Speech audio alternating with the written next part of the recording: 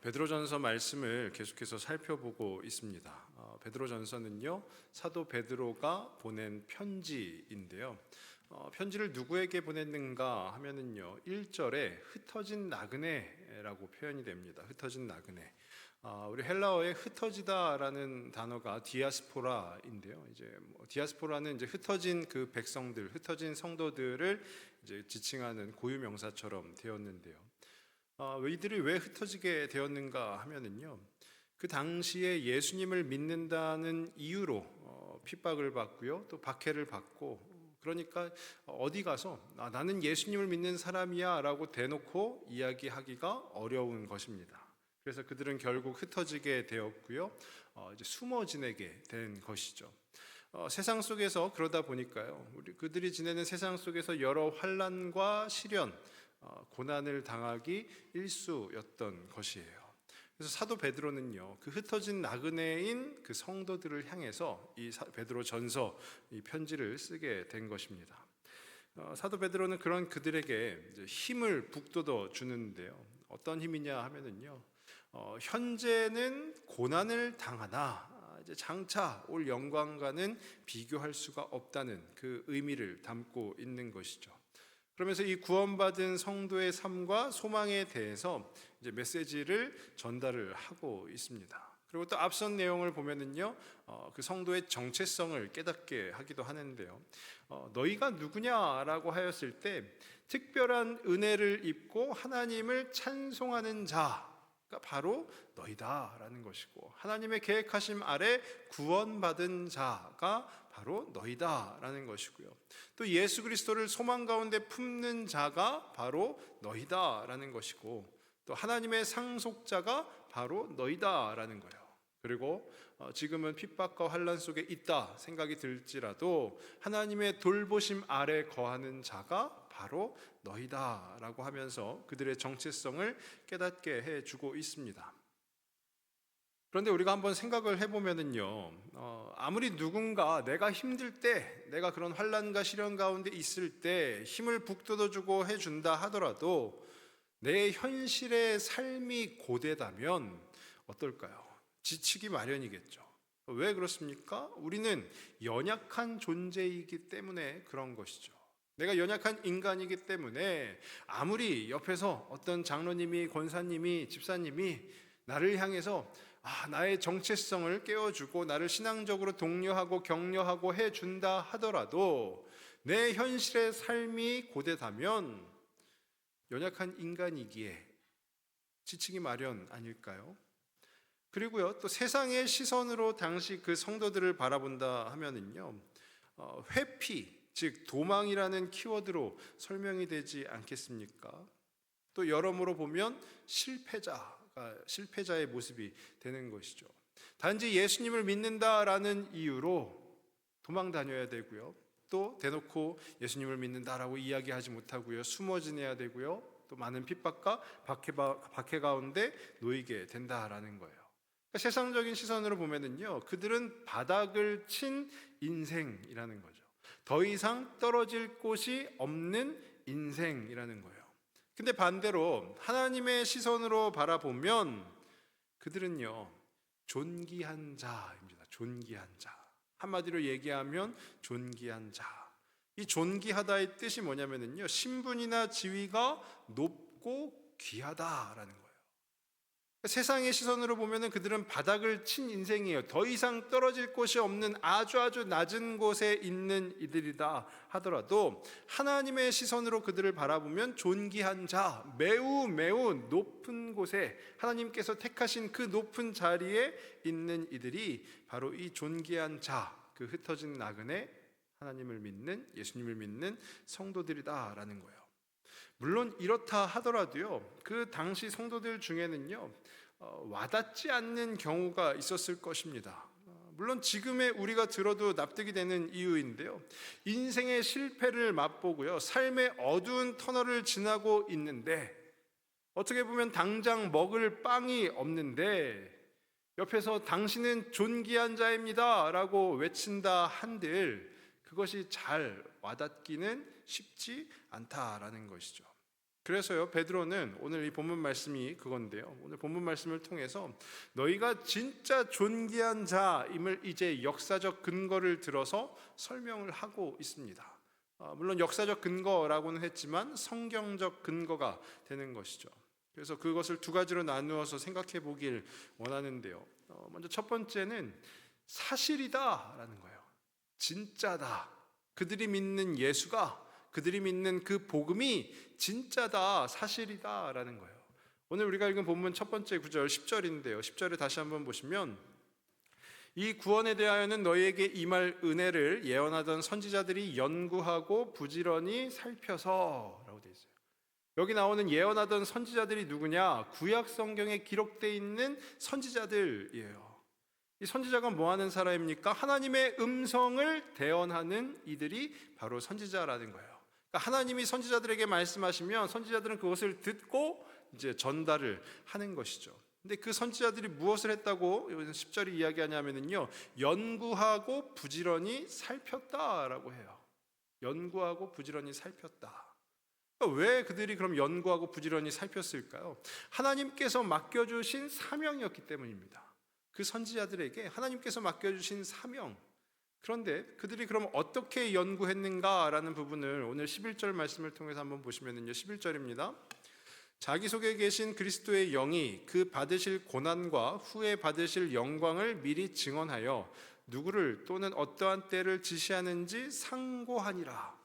우리 한글 성경에서는 상고라고 표현을 했는데요, 상고하다라고 했는데 이 상고라는 뜻이 원어적 의미가 뭐냐면요, 깊이 연구하면서 노력했다라는 거예요. 깊이 연구하면서 노력했다. 그럼 그 선지자들이 무엇을 깊이 연구하며 노력했는가? 11절에 나오죠. 그리스도의 영, 성령이 그들에게 말씀하시는 거예요. 성령이 그들에게 말씀하시는데 그 받으실 고난과 후에 받으실 영광을 미리 증언하였다라는 것이죠.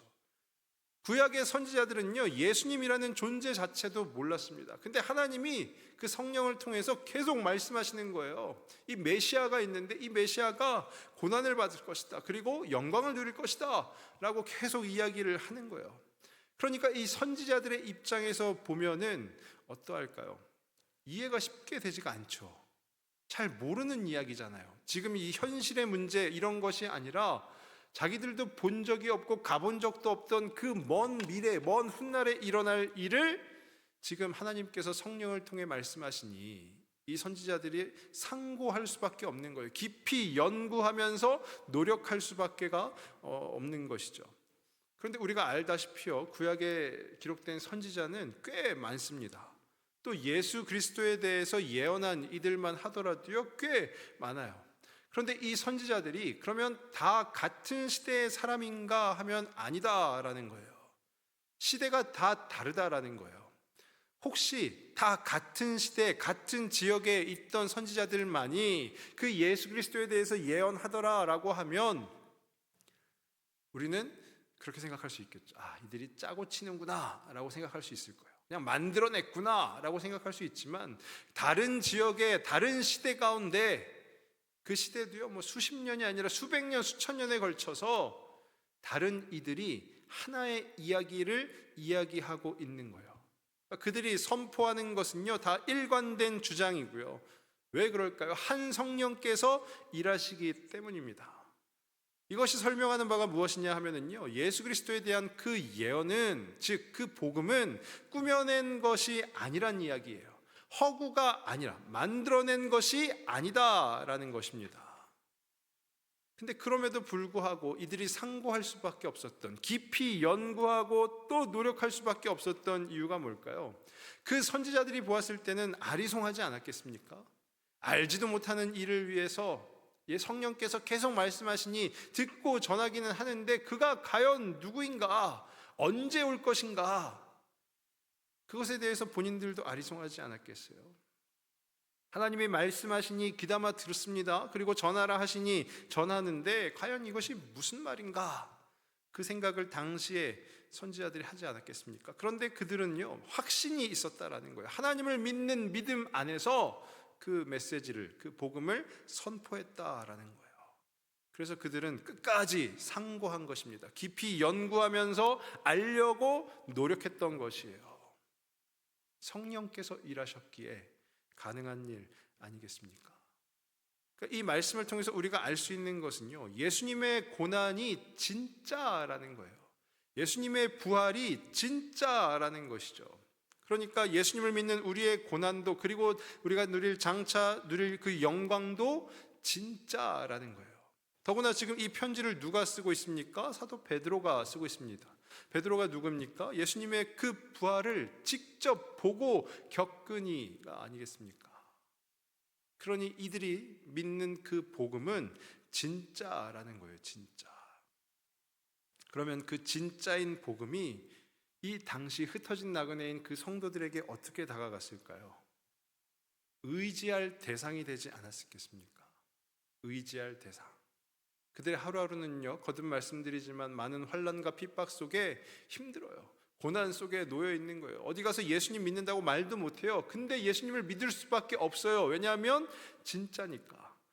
그러니까 그 예수님을 믿는 복음이 무엇과도 맞바꿀 수 없는 유일한 가치가 그들에게 되는 것 아니겠습니까? 왜냐하면 그것이 사실이니까요. 우리 인간은요, 긴가민가한 것을 의지할 수는 없어요. 우리가 의지할 대상이다라는 것은요, 누군가 만들어낸 허상에 대해서 의지하지 못합니다. 그것을 우상이라고 하죠. 근데 우리 믿는 그리스도인들은요, 진짜인 하나님, 진짜인 예수님, 그 진짜인 성령님만 의지할 수 있는 거예요. 그러니 이때 당시 그 흩어진 나그네인 성도들은요, 어떠했겠습니까? 베드로가 전하는 그 복음이 진짜이기에 그 복음을 의지했던 것이죠. 이것은요, 당시 이들에게만 그런 것이 아니라 오늘을 살아가는 우리에게도 그러하였으면 좋겠습니다. 그 진짜인 복음, 그 진짜인 예수님을 의지하는 우리 모두가 되었으면 좋겠습니다. 이것이 바로 복음의 능력인 것이에요. 그러면 두 번째로 살펴볼 것은요, 이 복음이 우리를 위한 것이다 라는 거예요. 우리를 위한 것. 오늘 본문 12절 말씀을 다시 한번 보시면은요, 12절에 이 섬긴 바가 자기를 위한 것이 아니요 너희를 위한 것임이, 그러니까 그 구약의 선지자들이 그렇게 상고한 것, 깊이 연구하고 노력하여 성령이 말씀하시는 뜻을 알고자 했던 것, 그들이 그것을 섬겼다라고 표현을 했는데요, 이 섬긴 바가 그 구약의 선지자들을 위한 것이 아니라 너희를 위한 것. 여기서 너희가 누굽니까? 지금 이 베드로전서를 보고 열람하고 있는 흩어진 나그네, 그 흩어져서 신앙생활을 하고 있는 성도들이죠. 그 성도들을 위한 것이다 라는 것을 이 계시로 알게 되었다라는 거예요. 그러면서 이어지는 말씀이에요. 이것은 하늘로부터 보내신 성령을 힘입어 복음을 전하는 자들로 이제 너희에게 알린 것이요 천사들도 살펴보기를 원하는 것이니라. 그 선지자들의 열심이 그들을 위한 것이 아니라, 그때 당시 선지자들을 위한 것이 아니라 지금의 우리를 위한 것이다 라는 거예요. 지금의 우리. 이때 이 베드로전서를 대하는 성도들, 그리고 이 말씀을 오늘 우리가 함께 대함에 있어서 이 말씀을 대하는 우리들까지도 우리를 위한 것이다 라는 거예요. 그러니까 하나님께서는요, 우리를 위해서 그 구원을 준비하셨다라는 것이죠. 이 얼마나 놀랍고 감사한 일입니까? 이게 어느 정도로 놀라운 일인가 하니까요, 12절 마지막 부분에요, 이제 너희에게 알린 것이요 천사들도 살펴보기를 원하는 것이니라. 천사들도 살펴보기를 원한다. 이게 뭐냐면요, 천사가 인간들하고는 비교할 수 없잖아요.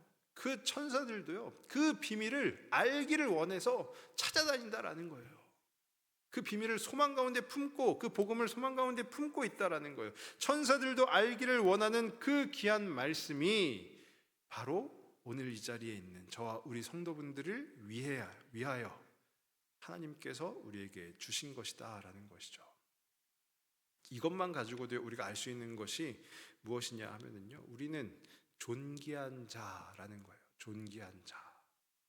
하나님께서 우리를 그렇게 존귀하게 여겨 주셨다라는 거예요. 하나님이 창세 전에 나라는 한 사람을 계획하셨고요, 또 수천 년에 걸쳐서 나를 구원하시기 위하여 이 땅의 선지자들을 통하여 말씀하셨고요, 그들은 그냥 그런 이야기인가 보다 하지 않고 부지런히 살피고 상고하여서 후대를 위해서, 지금 오늘의 우리를 위해서 그 복음을 계속하여 전파하고 있었다라는 것이죠. 그리고 실제 예수님께서 이 땅에 오셔서 십자가를 지시고 부활하시고 그렇게 우리는 구원받았다라는 것입니다. 이 얼마나 놀라운 구원의 비밀입니까? 그래서 이 자리에 계신 우리 모든 성도분들은요, 그 구원의 은혜를 누린 존귀한 자라는 거예요. 존귀한 자. 내가 존귀한 자인데도 불구하고 지금 매우 피곤함 가운데 계신 것 같은데요. 우리 좌우 옆에 분들을 바라보시면서 당신은 존귀한 자입니다. 한번 인사해 보실까요? 네. 그리고 제가 매번 금요기도 때마다 감격스러운 부분이 하나 있는데요. 뭐냐면 우리 성도분들은 잘 못 보시겠지만 저 위에 고3 친구들이 와서 앉아 있어요. 고3 친구들이 공부해야 되는 시간임에도 불구하고 하나님을 구하는 그 열망함 가운데 매주 금요일마다 와서 앉아 있습니다. 오늘 처음 나온 친구도 있는 것 같긴 한데요. 우리 고3 친구들 향해서 당신은 존귀한 자입니다. 한번 말씀해 주실까요? 당신은 존귀한 자입니다. 그리고 오늘 특별히 또 저희 교회 청년들이 많이 왔어요. 그래서 제가 청년 한 명한테 어쩐 일이야 라고 이야기를 했는데, 예배 전에 평소에는 서울에서 일하고 늦게 퇴근하고 하느라고 못 오거든요. 근데 연휴가 시작되어서 일찍 끝났다라는 거예요. 제가 청년 때는 연휴가 시작되고 쉬는 날이면 아마 놀러 갔을 텐데 놀러 가지 않고 교회에 나온 우리 청년들도 참 존귀한 자 아니겠습니까?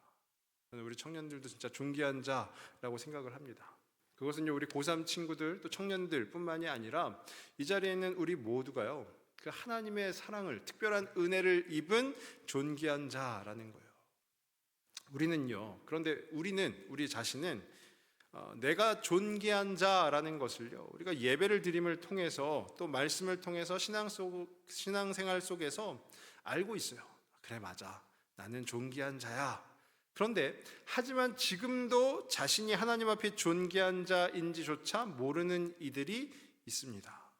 제가 어제 이 말씀을 막 준비하고 있는데요, 저희 교회 선교위원장 장로님이 이제 하나의 파일을 보내주셨어요. 그 파일을 보니까 저희 교회가 매월 첫째 주 금요기도회 때마다 이제 선교를 위한 기도회를 하거든요. 그 선교를 위한 기도 제목들, 저희가 뭐 파송하여 또 협력하여 돕는 선교사님들의 기도 제목, 또 저희가 돕고 있는 그 교회들의 기도 제목을 같이 나누고 있는데, 그 파일을 열어서 제가 이제 이따가 기도회 때 같이 기도할 거거든요. 그것을 막 편집하고 하면서 어떻게 보면은 매우 통상적인 기도 제목일 수도 있는데, 그 기도 제목을 편집하고 내용을 되뇌이면서 제가 기도하다 보니까 어떤 마음이 들었냐 하면은요, 이게 전쟁으로 비교를 한다면 전쟁터의 최전방에서 고군분투하고 있는 그 선교사님들, 그 목사님들의 모습이 이제 오버랩이 되는 거예요.